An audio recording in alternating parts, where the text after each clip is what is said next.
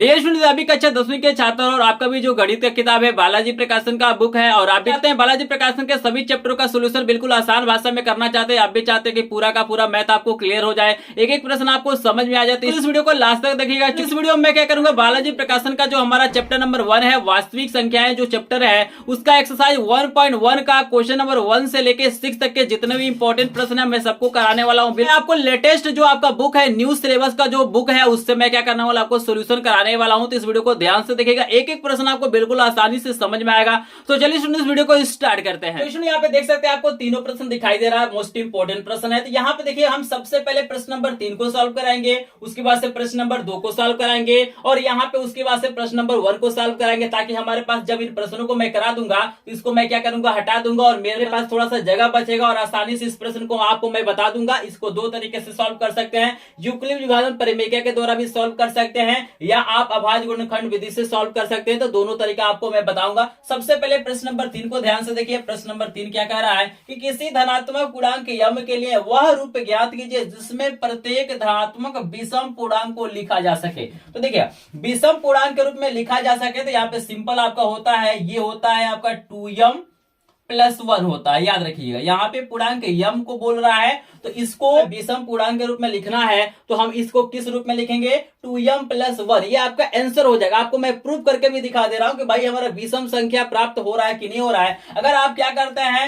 यम के जगह पे वैल्यू भरते हैं, जैसे यम के जगह पे 1 भरिए, 2 भरिए, 3 भरिए, 4 भरिए, ऐसे भरते जाइए तो देखिए क्या संख्याएं प्राप्त हो रही है। जब 1 भरेंगे तो 2 एक कम 2 होगा और 2 एक कितना हो जाएगा, 3 हो जाएगा। तो देखिए 3 क्या है आपका विषम संख्या प्राप्त हो रहा है। देखिएगा अगर 2 रखते हैं तो 2 दूना 4, 4 एक कितना हो जाएगा, 5 हो जाएगा। देखिए अगर 3 रखते हैं यम की जगह पे 3 दूना 6 कितना हो जाएगा, 7 हो जाएगा। इस तरह से देख रहे हैं कि जो हमें संख्याएं प्राप्त होंगी वो क्या होंगी, विषम संख्याएं प्राप्त होगी। तो यहाँ पे याद रखिएगा कि किसी भी धनात्मक पूर्णांक यम के लिए जो हमारा विषम संख्याएं प्राप्त करने का जो रूप होगा 2m प्लस क्या होता है, 1 होता है। आपको याद रखना, बस इसका आंसर सिर्फ हो जाएगा 2m+1 हो जाएगा, ठीक ना। अगर m के जगह पे p रहता तो 2p+1 हो जाता, अगर m के जगह पे k रहता तो 2k+1 हो जाता। तो सिंपल आपको याद रखना, ये तीसरे का आंसर हो जाएगा। आप स्क्रीनशॉट लेना चाहते हैं तो ले सकते हैं, लेकिन इसका सिर्फ आपका आंसर ये हो जाएगा। मैंने आपको यहाँ पे दिखा भी दिया। आई होप आपको समझ में आ रहा, एक एक प्रश्न समझ में आएगा। और बालाजी प्रकाशन का जितना भी चैप्टर है एक क्वेश्चन का मैंने सोल्यूशन कराया है पुराने वाले बुक से और नए वाले बुक से मैं फिर से क्या कर रहा हूँ, स्टार्ट कर रहा हूँ। तो इसलिए चैनल पे नए चैनल को सब्सक्राइब जरूर करेगा। और एकमात्र चैनल है जो आपको फ्री में बोर्ड एग्जाम की पूरा का पूरा आपको तैयारी कराता है। सभी विषयों के इंपॉर्टेंट प्रश्नों को मैं पीडीएफ नोट भी देता हूं, तो आप लोग मेरे ग्रुप को ज्वाइन कर लीजिए, जिसका लिंक आपको डिस्क्रिप्शन में दिया गया है। ये हो गया तीसरे का सोल्यूशन। चलिए हम आपको दूसरे का सोल्यूशन बता देते हैं। लेकिन आपके सामने प्रश्न नंबर 2 भी दिखाई दे रहा है, सेम टू सेम प्रश्न है। यहाँ पे आपसे विषम पूर्णांक पूछा हुआ था, यहाँ पे आपसे सम पूर्णांक पूछा हुआ है। तो देखिए सम के लिए हमारा जो होता है 2m रूप होता है, इसका जो रूप होता है 2m के रूप में होता है। चूंकि हमारे पास यम है तो यहाँ पे क्या हो जाएगा, 2m हो जाएगा।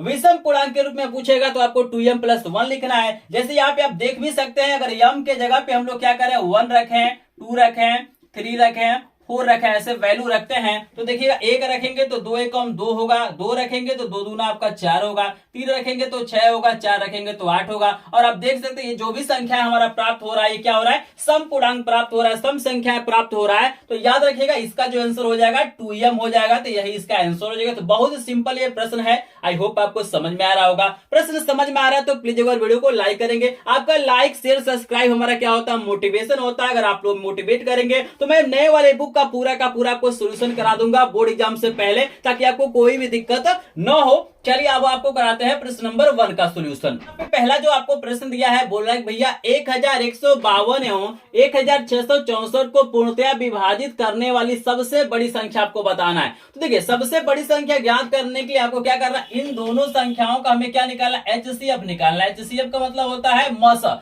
सबसे बड़ी पूछेगा तो आपको मौसा निकालना है, सबसे छोटी पूछता तो यहाँ पे लसा निकालना है। तो देखिए इसका HCF आप दो तरीके से निकाल सकते हैं। एक होता है यूक्लिड विभाजन परिमेय के द्वारा, एक होता है अभाज्य गुणनखंड विधि द्वारा। तो हमें ये नहीं लिखा है कि आपको किस विधि से निकालना है, बस इसका क्या करना है, हमें आंसर लाना है। तो हमारी नई बुक है, यानी जो हमारा नया सिलेबस, उसमें क्या किया गया है, यूक्लिड विभाजन परिमेयिका को हटा दिया गया है, उसको आपको नहीं पढ़ना है। तो मैं इस प्रश्न का सोल्यूशन अभाज्य गुणनखंड विधि से ही बताऊंगा, चूंकि आपके सिलेबस में अभाज्य गुणनखंड विधि अब बचा हुआ है। इसके पहले क्या था, यूक्लिड विभाजन परिमेयिका था। तो स्क्रीन पे फिलहाल मैं आपको लगा देता हूं, इस तरह से क्या करना आपको, भाग विधि से आपको करके इस तरह से क्या करना आपको लिख लेना, यही क्या होता है, यूक्लिड विभाजन परिमेयिका होता है। अगर आप इसके बारे में डिटेल में जानना चाहते हैं तो ऑलरेडी मैंने पुराने वाले बुक का सोल्यूशन कराया है, तो इसका लिंक मैं डिस्क्रिप्शन में डाल दूंगा, वहां से आप लोग जाके विजिट कर सकते हैं कि कैसे यूक्लिड विभाजन परिमेयिका से सॉल्व करते हैं। सेम टू सेम इसी क्वेश्चन को मैंने सॉल्व कराया, तो आप वहां पे अगर अधिक जानकारी चाहते हैं तो आप देख सकते हैं। फिलहाल मैं आपको अभाज्य गुणनखंड विधि से बताता हूं।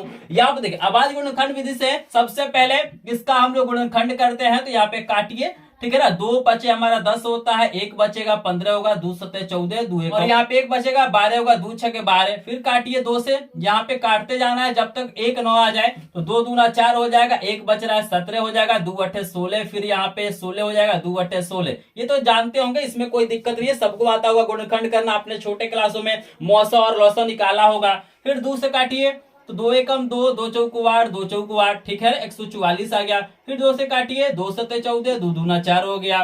फिर काटिए 2 से, 2 3 6, 2 छके 12 हो गया। फिर काटिए, तो 2 से कटेगा 18 बार में, और फिर 2 से कट जाएगा, 2 9 18 हो जाएगा। और 9 2 से नहीं कटेगा, किससे कटेगा, 3 से, तो 3 3 की 9 हो जाएगा। फिर 3 एकम क्या हो जाएगा, 3 हो जाएगा। मतलब सिंपली आपको काट लेना है, ठीक है ना, आप इसको रफ पे करिएगा, ठीक है ना। मैं यहाँ पे फिलहाल आपको दिखा दिया हूं ताकि आपको कोई दिक्कत ना हो। यहाँ पे दूसरे वाले को भी हम काट लेते हैं, यहाँ पे हम गुणनखंड कर लेते हैं। बस गुणनखंड आपको करना है, बिल्कुल आसानी से इसको सॉल्व कर सकते हैं। तो यहाँ पे 16 64 हो गया। यहाँ पे 2 से काटिए, 2 अट्ठे 16, 2 3 6, 2 दूना 4। फिर 2 से काटिए, 2 चौको 8, 2 एकम 2, 2 छके 12। फिर 2 से काटिए, 2 दूना 4।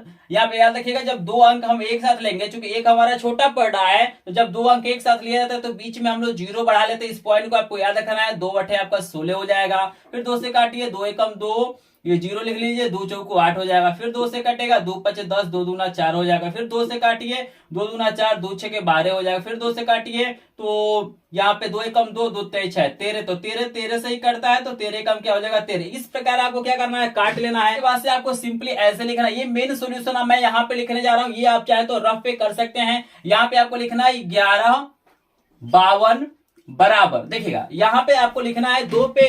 तो यहाँ पे ध्यान दीजिए, 2 कितनी बार है, 1 2 3 4 5 6 7 बारी है। तो यहाँ पे लिखिएगा 2 पे घात 7 गुणे।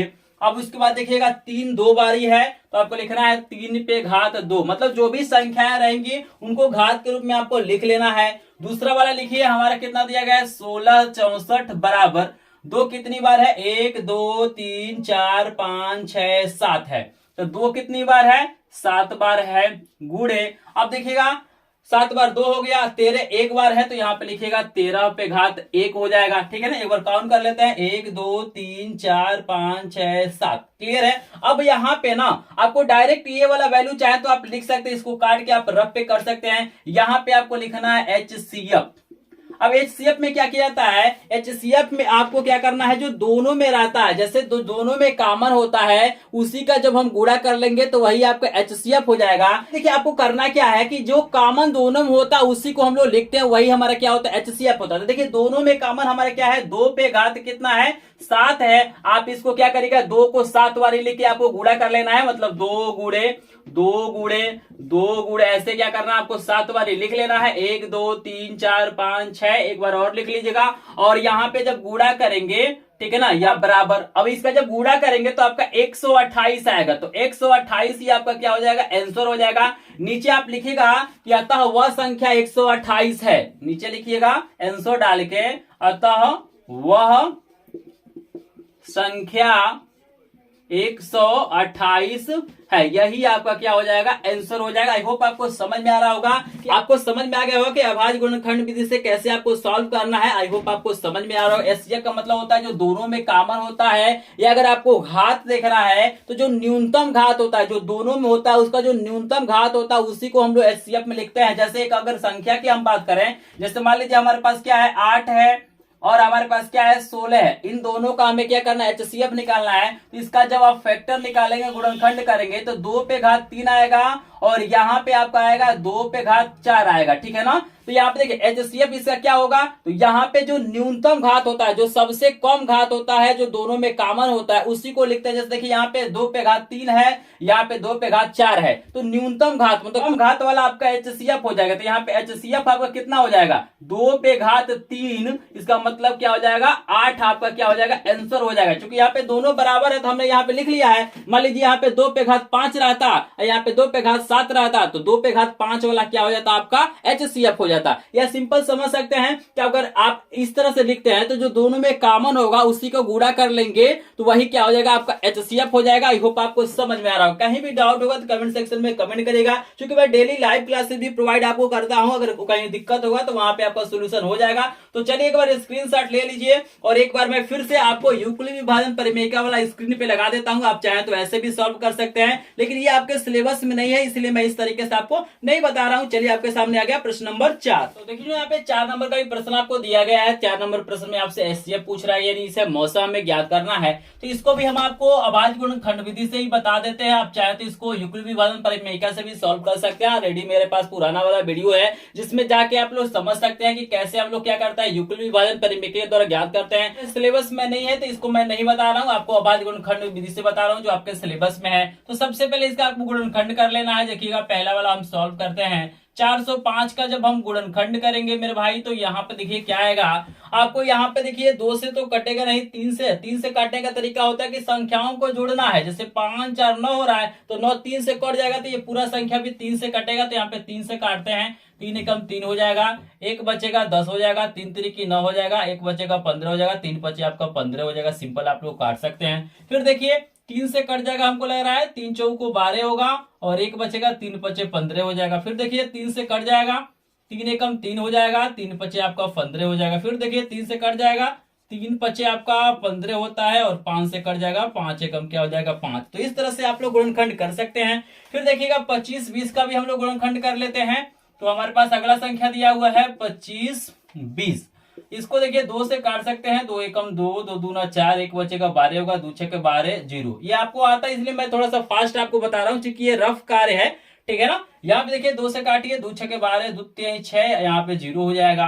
देखिए 2 तिहाई 6 हो जाएगा, 2 एकम 2 हो जाएगा, 2 पचे 10 हो जाएगा। फिर देखिएगा 2 से ये नहीं कटेगा, 3 से कटेगा, तो 3 एकम 3, 2 अंक एक साथ लेते हैं तो बीच में 0 बढ़ाना है, 15 है, 3 पचे 15 हो जाएगा। फिर देखिए 3 से कट जाएगा, 3 तिरिकी 9, 1 बचेगा 15, 3 पचे 15 हो जाएगा, ठीक है ना। और ये 7 बार में कट जाएगा, 5 से 35, फिर 7 हमारा क्या होगा 7 से कटेगा तो 7 एकम 7। तो ऐसे आपको गुणनखंड कर लेना है। और यहाँ पे सिंपली आपको लिखना है कि 405, तो 405 को घात के रूप में लिखिए। तो 3 कितनी बार है, 1 2 3 4 बार है, तो 3 पे घात आपका 4 हो जाएगा, गुणे 5 एक बार ही है तो 5 पे घात 1 हो जाएगा।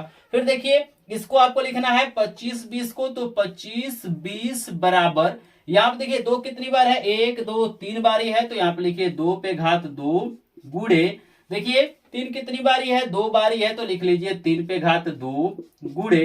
फिर देखिए 5 एक बारी है, 7 एक बारी है, तो 5 पे घात 1 गुणे 7 पे घात 1। अभी मैंने आपको बताया है कि HCF निकालने के लिए क्या करते हैं, हम सबसे कम घात लिखते हैं जो दोनों में कॉमन होता है। तो देखिए 2 तो दोनों में है नहीं, ठीक है ना, 2 हमारा है नहीं दोनों में, तो हमको इससे नहीं मतलब है। 3 दोनों में है, तो यहाँ पे न्यूनतम घात आपको लेना है। तो यहाँ पे 4 घात है, यहाँ पे 2 घात है, तो 3 पे हम 2 लेंगे क्योंकि कम घात वाला ही हमें लेना है। देखिए 5 दोनों में है, तो दोनों में बराबर घात है, 1 है, तो यहाँ पे 5 पे 1 ले लेते हैं। 7 देखिए दोनों में है नहीं, तो इसको आपको लेना नहीं है, तो इसको सिंपली हम हटा देते हैं। यानी जो HCF आपका हो जाएगा कितना आएगा, 3 गुणे 3 गुणे 5, तो 3 तिरिकी 9 बचे, 3 तिरिकी 9 बचे कितना हो जाएगा 45। तो 45 आपका आंसर हो जाएगा। इसका HCF हमारा क्या हो जाएगा 45 हो जाएगा। तो अभाज्य गुणनखंड विधि से सिंपली आपको अभाज्य गुणनखंड के रूप में तोड़ लेना है। तोड़ने के बाद से आपको देख लेना है न्यूनतम घात जो दोनों में कॉमन रहता है उसी को लेना है, जो कॉमन नहीं रहेगा उसको नहीं लेना है। गुणा करेंगे सिंपल आपका HCF निकल जाएगा। आई होप आपको समझ में आ रहा होगा। आप चाहें तो इसको यूक्लिड विभाजन परिमेयिका से भी कर सकते हैं, क्योंकि यहाँ पे सिर्फ आपसे HCF पूछा है, आपसे ये नहीं पूछा है कि किस विधि से हमें सॉल्व करना है।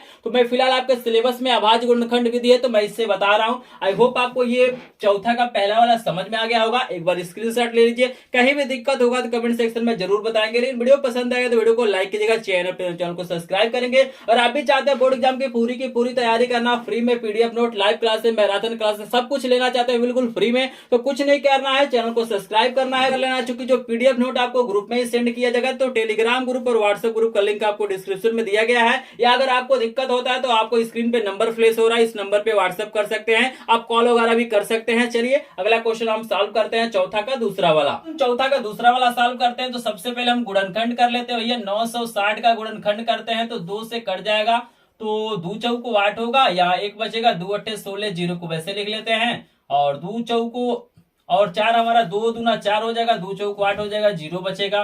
फिर 2 से काटिए, 2 एकम 2, 2 दूना 4, 0 बचेगा। ऐसे सिंपली आपको काटते जाना है।